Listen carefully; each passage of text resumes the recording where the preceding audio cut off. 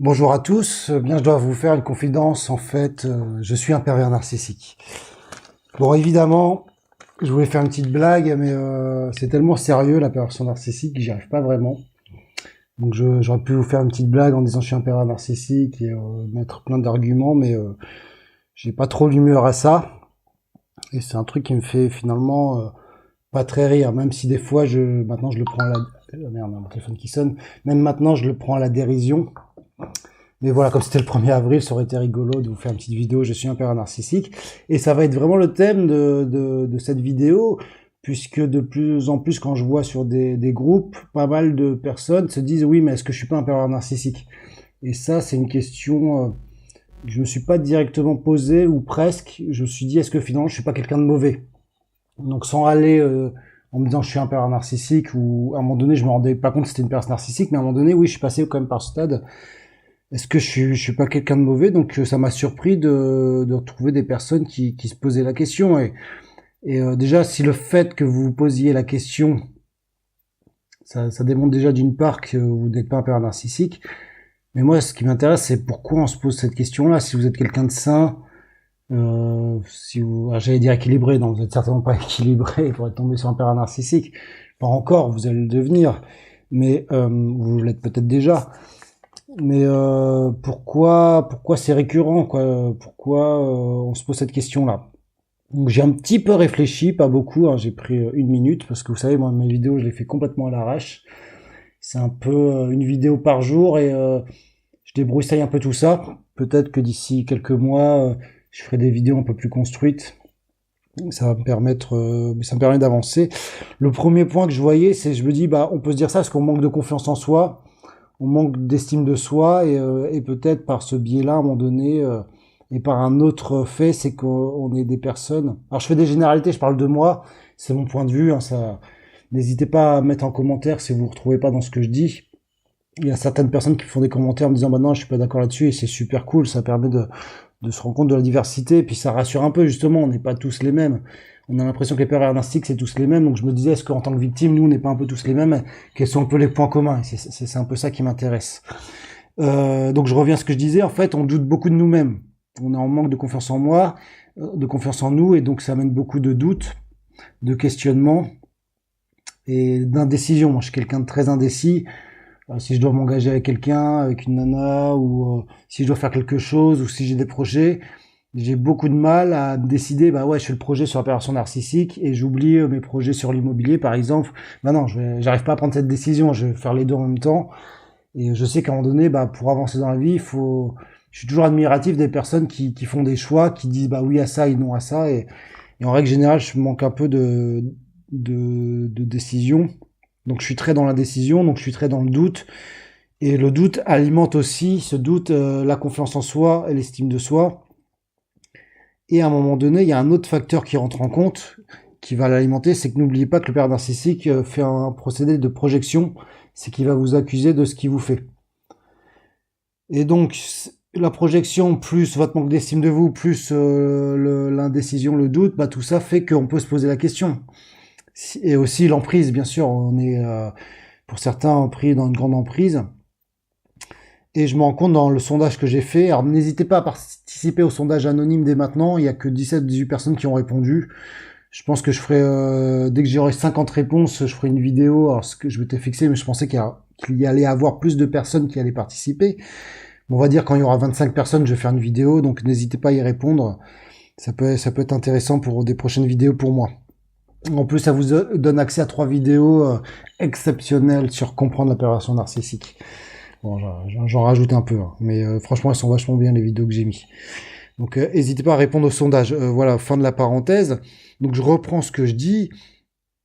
Donc, ce doute, ce manque de confiance en soi et la projection, la manipulation du PN qui est fait pour vous détruire, qui vous dit, bah voilà, moi je me rappelle, enfin, j'ai du mal à m'en rappeler maintenant, mais par exemple, elle me menaçait, ouais, tu m'as menacé de partir avec mon enfant, tu vois. Je lui ai jamais dit ça et en fait, elle projetait ses propres trucs qu'elle voulait faire sur moi.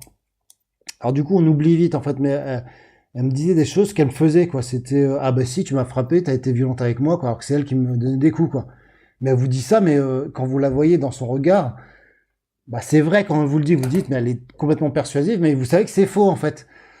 Bah voilà, bah en fait, ils utilisent beaucoup. Alors là, je m'en rendais compte, mais il y a beaucoup de choses comme ça qu'ils utilisent petit à petit. Et puis à un moment donné, bon, on sait plus trop, on doute. Bah oui, peut-être que j'ai dit ça. Bon, bah c'est vrai que peut-être que je suis énervé à ce moment-là. C'est vrai parce qu'on est pris par le harcèlement, donc à un moment donné, on élève un peu la voix pour se défendre, mais c'est un réflexe. Alors, et puis elle vous dit, bah tu sais, tu vas pas bien finalement, puis tu casses des choses. Bon bref, je vais pas en rentrer dans le détail, mais ce que je veux dire, c'est que bah, si vous avez vécu, je me rends compte dans ce sondage, il y a quand même pas mal de gens qui ont vécu 10, 15 ans avec un père narcissique, qui ont été vraiment sous emprise. Ce qui est pas mon cas. Moi, j'ai dû faire 1 an et demi, 2 ans, et j'en suis quand même à un stade à vouloir comprendre, et ça me rend un peu fou, en fait, ces personnes-là. Moi, ça me met en colère, en fait. Bah ouais, si ça vous fait 10 ans, 15 ans que vous avez vécu avec elle, c'est normal que vous vous posiez la question que vous êtes un père narcissique, parce que c'est la projection qu'elle vous a fait, la manipulation. Petit à petit, vous doutez de vous, vous avez manque de confiance en vous. Peut-être aussi vous avez une phase de destruction en vous, d'autodestruction, que vous aimez pas. Moi, je suis quelqu'un qui manquait beaucoup d'estime de... Bon, ça va un peu mieux depuis que je fais pas mal d'exercices chaque matin. Mais donc là, j'ai en train de dire que c'est en train de changer, et ça change. Mais à la base, je suis quelqu'un qui manque beaucoup d'estime de soi, qui est très négatif, qui voit toujours le verre à moitié vide. Et donc on est soi-même notre propre petit démon en quelque sorte. J'ai tendance moi à me donner le bâton pour me faire battre. C'est peut-être pour retrouver cet état de victime que j'ai connu quand j'étais petit, parce que quand j'étais petit, j'ai eu 1 an, j'étais 1 an à l'hôpital à l'âge de 5, 6 ans, et peut-être que c'était pas très drôle, et mon père était pas là, il était en dépression, et il était pas là, et peut-être que ce sentiment de victime, j'essaie de le retrouver structurellement par mon cerveau, et j'ai tendance à, même au boulot, quoi, souvent, je suis freelance, et ben quand je fais une connerie, j'ai tendance à le dire, que maintenant je vais plus essayer soit de le cacher, soit de l'assumer. Alors le mieux c'est de l'assumer, mais maintenant j'essaie de le minimiser ou pas de le dire, quoi, au moins pas de donner le bâton pour se faire battre. Et j'ai beaucoup tendance à donner, à me prendre le bâton pour me faire battre. C'est peut-être un peu ça quand vous posez cette question. Ça suffit pas, quoi. Je veux dire, vous avez déjà un père narcissique. Si en plus vous pensez que vous êtes un père narcissique, bah autant s'enfoncer encore plus de toute façon, quoi. Voilà. Et moi, pour répondre à votre question, j'avais lu, quoi, c'est moi qui pose la question, mais bref, j'avais lu un livre qui était intéressant pour les hommes. Le syndrome du chic type, c'est trop gentil pour être heureux. Alors il y a le livre Trop intelligent pour être heureux que il y a après pour les surdoués, que j'ai trouvé moins bien du coup.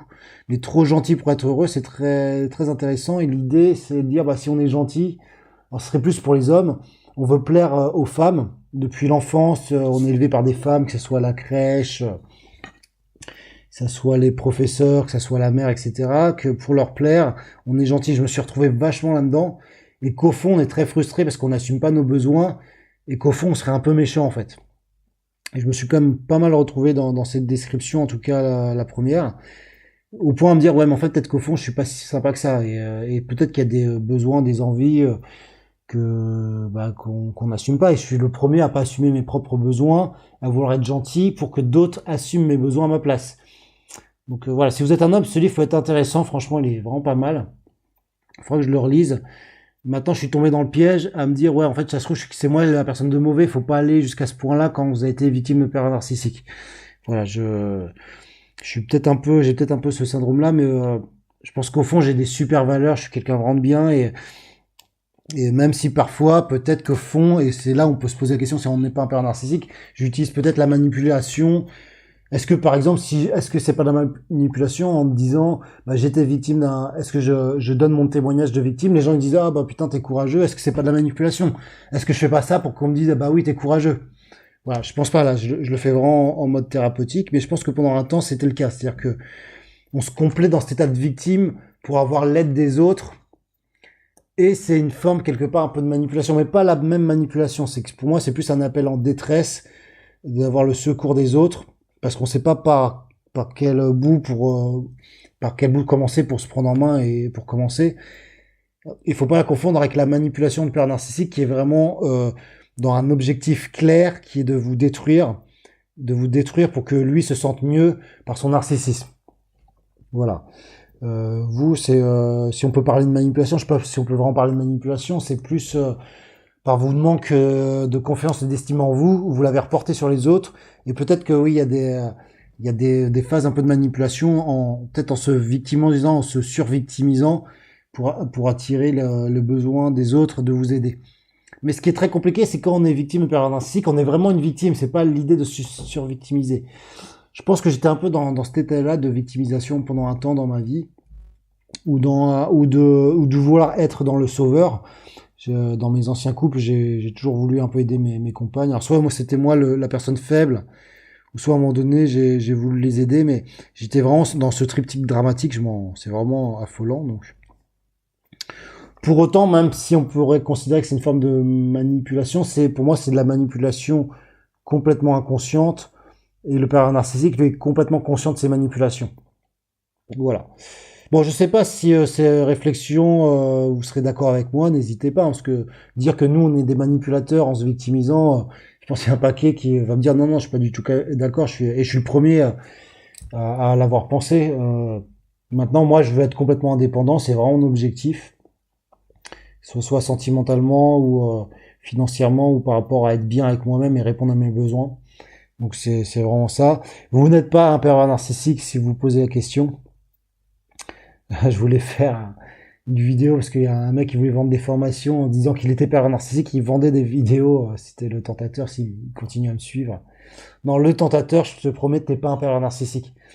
Bon, tu m'avais pas mal énervé. Je voulais faire une vidéo pour contrecarrer ta vidéo à 2 balles. Puis je me suis dit, bah peu importe les personnes nocives qui vont te profiter, parce que voilà, c'est un profiteur pour faire de l'argent. Et ce que je peux comprendre, moi aussi, je me pose la question, ça y a pas de souci de faire de l'argent avec ça, mais il faut d'abord vouloir aider les gens en conscience et apporter de la vraie valeur aux gens et pas raconter de la merde, quoi. J'ai envie de te dire pour ce qu'ils ont envie d'entendre. Bon voilà, c'était un petit aparté pour ceux qui vont jusqu'à la fin de l'audio. Bon, je vous embrasse, je poste cet audio et à demain. Ciao, prenez soin de vous.